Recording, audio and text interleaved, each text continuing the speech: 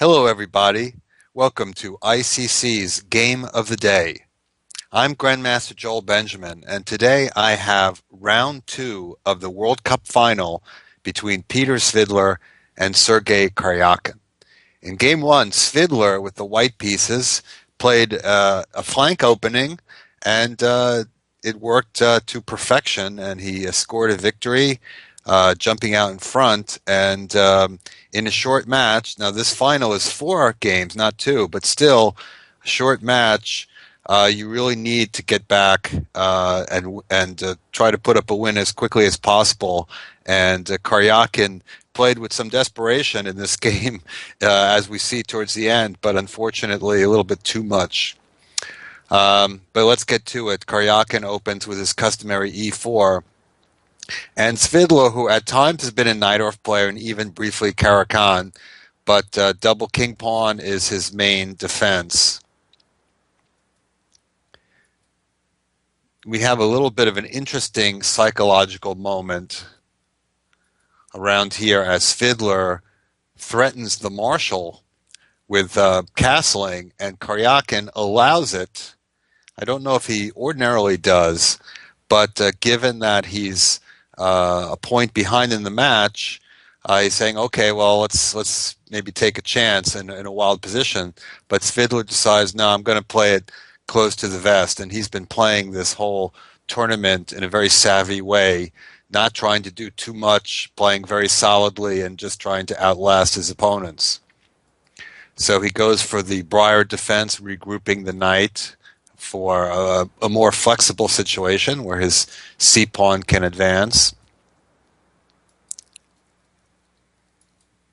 Now, one difference between the Briar and the Zaitsev, which is a related opening where black starts with bishop b7 and rook e8, is that white can easily bring this knight around to g3, the typical maneuver that we see in countless numbers of Roy Lopez games.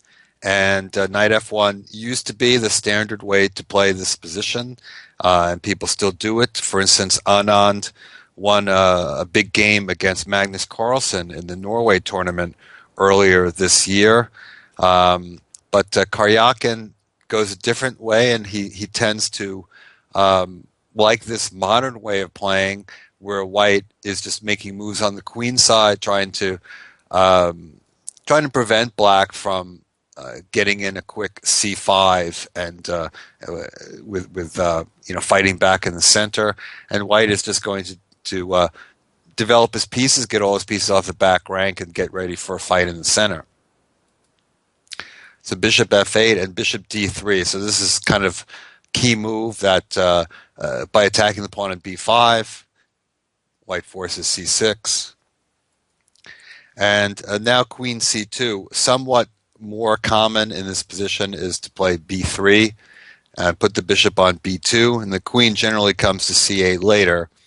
But Karjakin's move is actually perhaps even a bit more flexible, because he retains this idea of putting the pawn on b4 to go for more space. Okay, so rook c8 is actually not the most common answer to queen c2, but certainly it makes a lot of sense to put that rook opposite the queen, and that's going to be a factor. Other moves in this position are queen c7, and the most often played move is g6, getting ready for the typical regrouping of the bishop. Certainly rook c8 makes sense. We've seen this move at very high levels.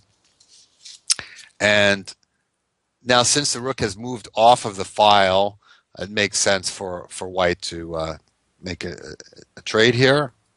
And now b4.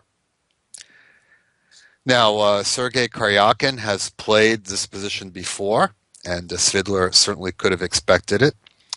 In fact, there was a game between Karjakin and Magnus Carlsen. Speak of the devil again, Carlsen does